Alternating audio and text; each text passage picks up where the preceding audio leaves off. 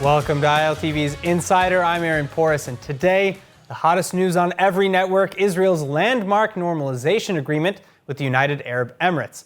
Joining us to discuss is international relations expert from the Hebrew University, Dr. Jonathan Freeman, and former Israeli ambassador to the United States and former Israeli deputy foreign minister, Dani Ayalon. Now, it started with a tweet Thursday evening, Israeli Prime Minister Benjamin Netanyahu unveiling to the world that he, United States President Trump, and UAE Crown Prince Mohammed bin Zayed have come to an historic normalization agreement. Netanyahu having left a coronavirus cabinet meeting, apparently to close the deal. ביום חמישי בשבוע שעבר הכרזתי יחד עם נשיא ארצות הברית דונלד טראמפ והשייח מוחמד בן זאיד על הסכם שלום היסטורי בין ישראל לאיחוד האמירויות. זהו הסכם השלום הראשון בין ישראל למדינה ערבית מזה 26 שנים. הוא שונה מקודמיו בזה שהוא מבוסס על שני עקרונות: שלום תמורת שלום ושלום מתוך עוצמה. תחת דוקטרינה זאת, ישראל לא נדרשת לסגת משטח כלשהו, ושתי המדינות קוצרות יחד את הפירות של שלום מלא, גלוי ופתוח, בהשקעות, במסחר, בתיירות, באנרגיה, בבריאות, בחקלאות, בהגנת הסביבה, בתחומים רבים נוספים, וכמובן גם בביטחון. So, Jonathan, I actually want to start with you. Why now? What's the meaning behind the timing of this deal? Well, I think this is a sort of discussion that we've had with the UAE for a long time. We've had visits from Israel to the area. I believe they've been visited here. We also met with them in different forums around the world. So I think part of what was happening over the years is really to prepare public opinion in the Arab and Muslim world for such an event. And we also have to realize that even though Abu Mazen may be criticizing this deal, I think that he knew about it. And part of what was going on is them trying to tell the Palestinians, you should come on board and not try to throw us overboard. All right, Ambassador Ayalon, do you agree? Because we know that the Israeli-UAE ties have been going on behind closed doors for years. So why didn't it maybe happen earlier? Yes, well, this is the good question, and I believe that there was I would say, amalgamation of two factors.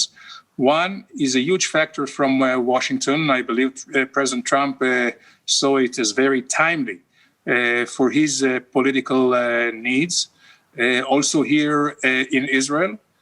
And I think that the UAE understood that in order to get the maximum benefit from the relations with Israel, namely in technology, in security needs and strategic cooperation, they should come overboard and certainly over the radar. And this is really huge because this is going to be, I believe, the only first of many other countries Arab countries that will join. We have to understand that this is really historic in the sense that UAE is the first Arab country which has never had any border disputes with Israel.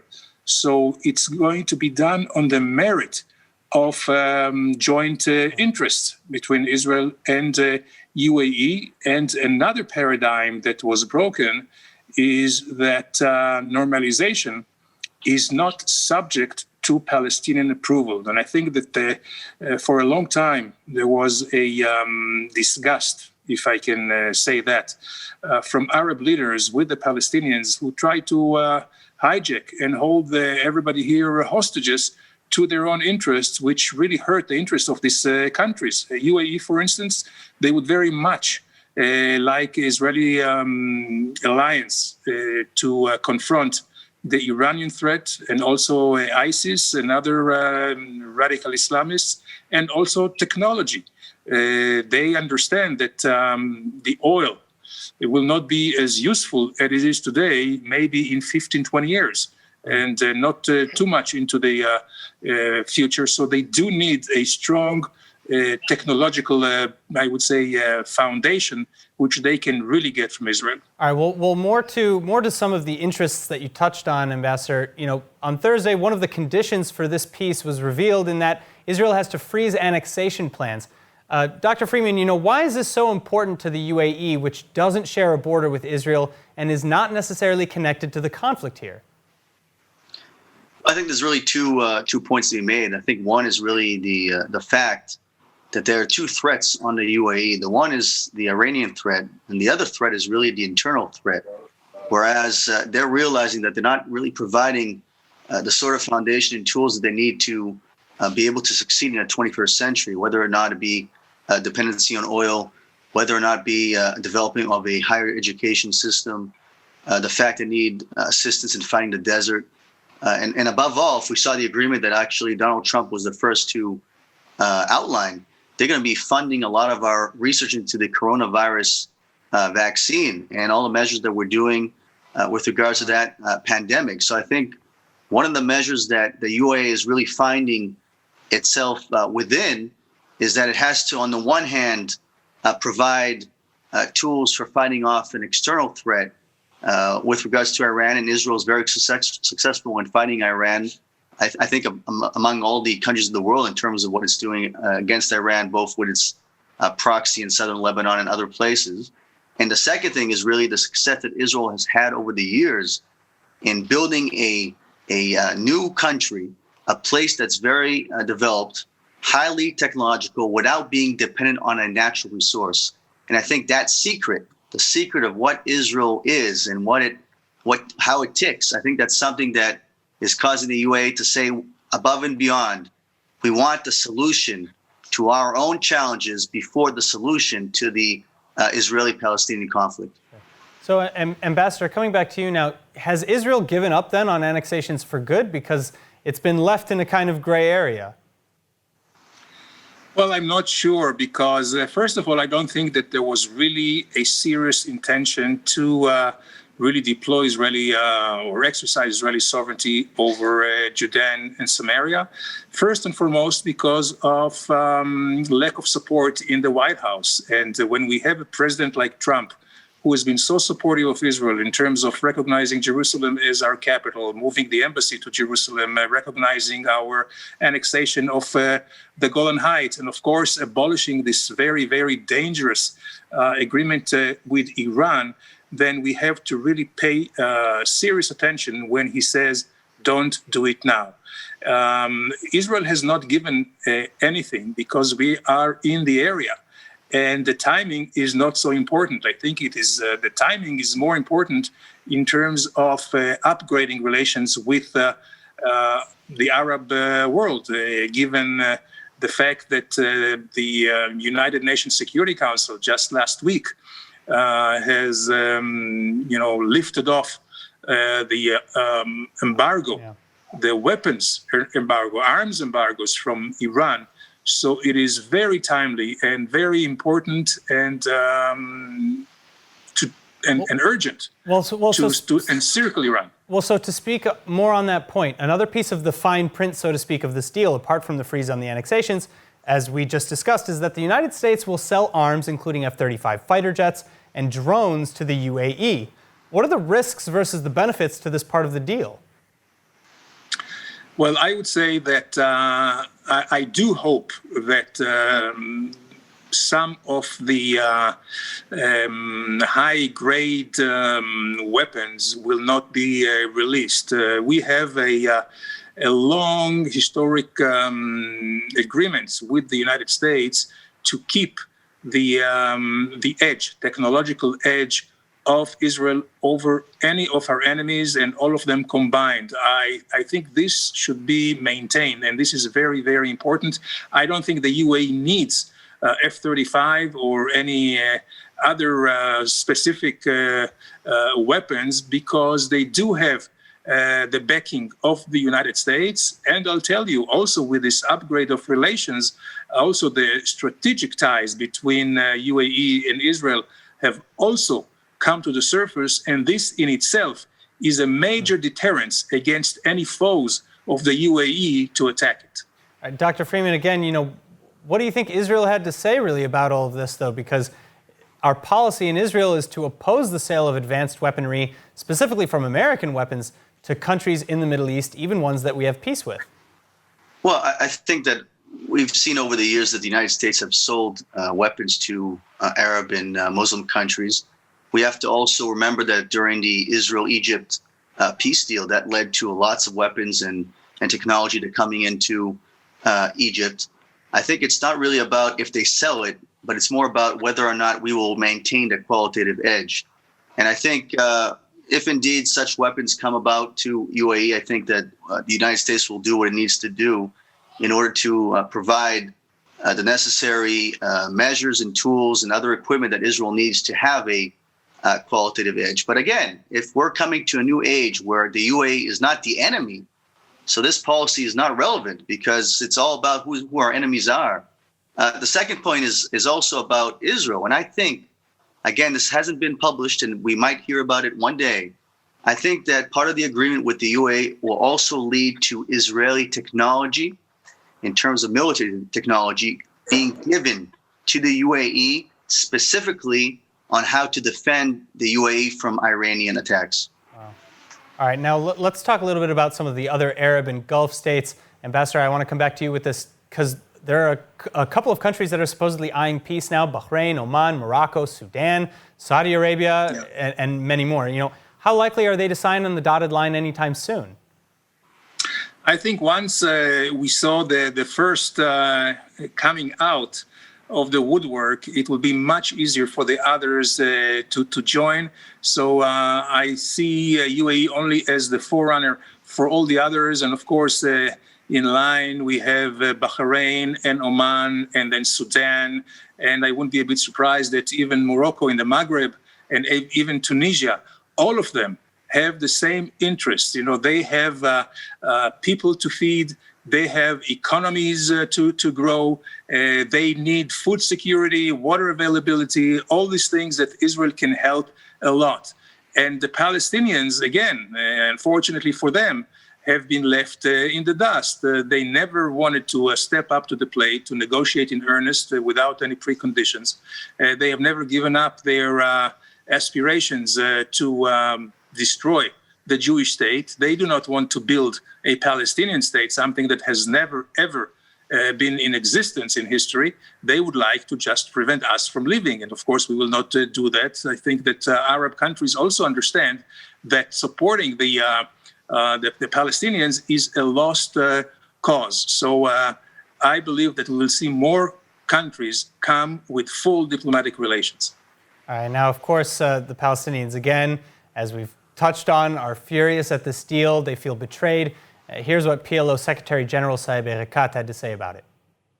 The whole thing that we based our strategy on as Arabs is that the Arab Peace Initiative specified that once Israel withdraws, there will be peace between Arabs and Israelis. Netanyahu came determined with Kushner, Trump, Greenblatt, Friedman to change the formula that they want Arab recognition of Israel while continuing the occupation.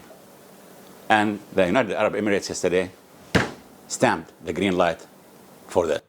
So, of course, Saeb Erekat touching on the major, policy that they've held for a long time, that none of the Arab world will make peace with Israel until the Palestinian issue is solved. Does this deal truly mark a shift in the route to peace with the PA, i.e., that peace will come after the rest of the region normalizes with Israel and not before? I don't think so. I don't think that the PA is in the least ready for what it takes to make peace with Israel, which means they should drop their all-or-nothing approach and understand that they also need to negotiate and not to wait for the world or the Arab countries to, I would say, hand Israel on a silver platter to them. And in a way, this may expedite or intensify incentivize the Palestinians to change their attitude that has been there, I would say, very detrimental to their interests for the last 80, 100 years. It will not happen during Abu Mazen time. I think we will need to see a new leadership comes up. I don't know when will that happen and whether there will be a peaceful succession from Abu Mazen to the next one. But unless and until they are ready to come to negotiate with Israel on really a basis of not just piece of paper, but real historic reconciliations and and coexistence, only then we can move forward. And again, I think this has really, this notion has been accepted now widely in the Arab world. All right, now, Dr. Freeman, I want to come back to you because I understand that the UAE has been funding Palestinian Authority President Abbas's opposition for years as well. And as we now clearly see, they also don't support the PA's policy of keeping other Arab states away. So how does the UAE actually feel about the Palestinian cause? I think that the UAE has over the years really realized that for years they've been saying Palestine first, but that has led to the UAE last. And I think that we've seen this with other countries like Sudan, Chad, also a Muslim majority country in Africa. So I think what's going on with the Palestinians in the UAE is really that the move that Israel is doing with the UAE could really move the Palestinians more and more to the negotiating table. I think that if we really did a public opinion poll, a real one, in the Palestinian society, I think that most Palestinians will be for the deal with the UAE. They can even benefit from them in terms of tourism coming into Israel, then visiting in the Palestinian areas, businesses coming in. So I think in the next few months, we're going to see more and more pressure on the Palestinian Authority to start talking as the public wants them to talk, and that is strike a deal with Israel, because in the end, that will strike a change and benefit our own society. So are there other maybe differences between the United Arab Emirates population and that of some of the other states with respect to how open they are to peace with Israel? Well, I think that one major difference that we see with the UAE is that they're very much connected to international business. There's a lot of expatriates that live there.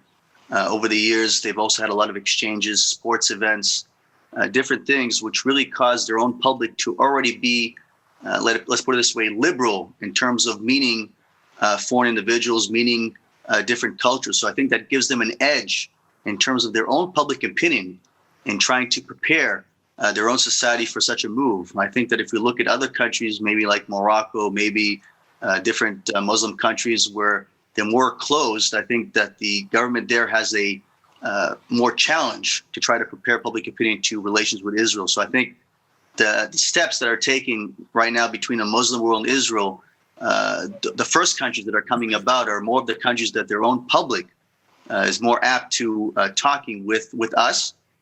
Because in the end, if we think about Israelis themselves, we have less work to do here in terms of preparing Israelis to meet different people. I see. All right. Now, Ambassador Ayalon, I want to come back to you now. Speaking of the Palestinians' anger, as we discussed earlier, threats directed at the UAE, both from Palestinians and from their supporters, are now being blasted in the Israeli Knesset. Israeli MK Eli Avidar from the Israel Beitenu party saying that the Gulf states may even retaliate against Palestinians living in the Gulf. Is there any truth to this?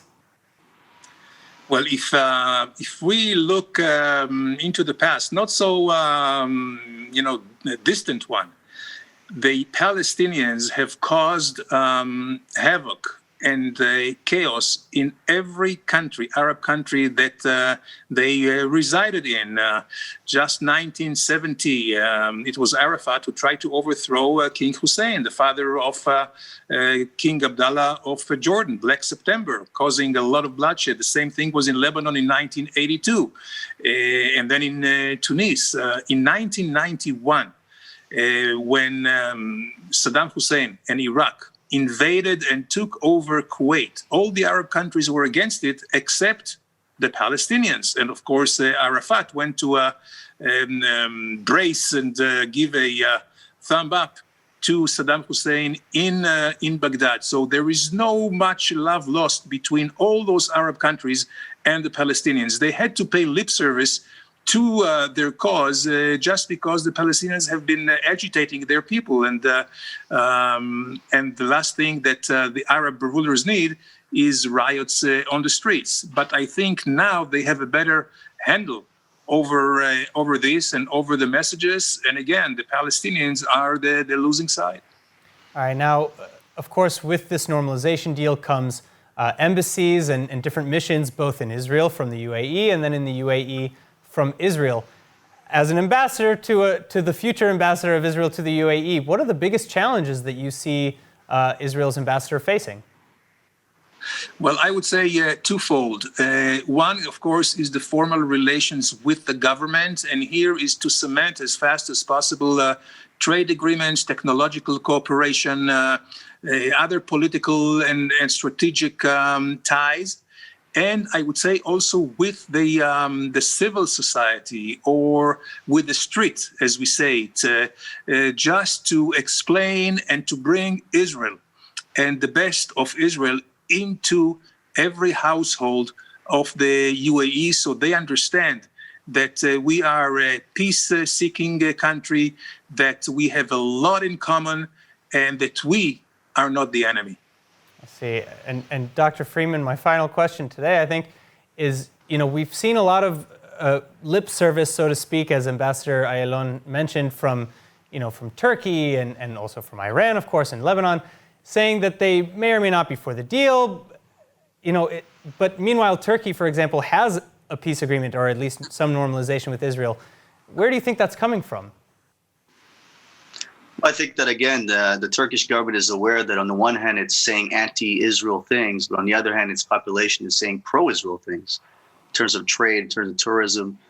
So I think there's a big gap between what Erdogan and his own government is saying vis-a-vis what his own people is saying. On the other hand, this move by the UAE and other countries in the Muslim world with regards to Israel, I think could really embolden Turkey in terms of trying to maybe be the great benefactor or even greater benefactor for the Palestinians, and try to say that we're going to be replacing all the ones who left you behind.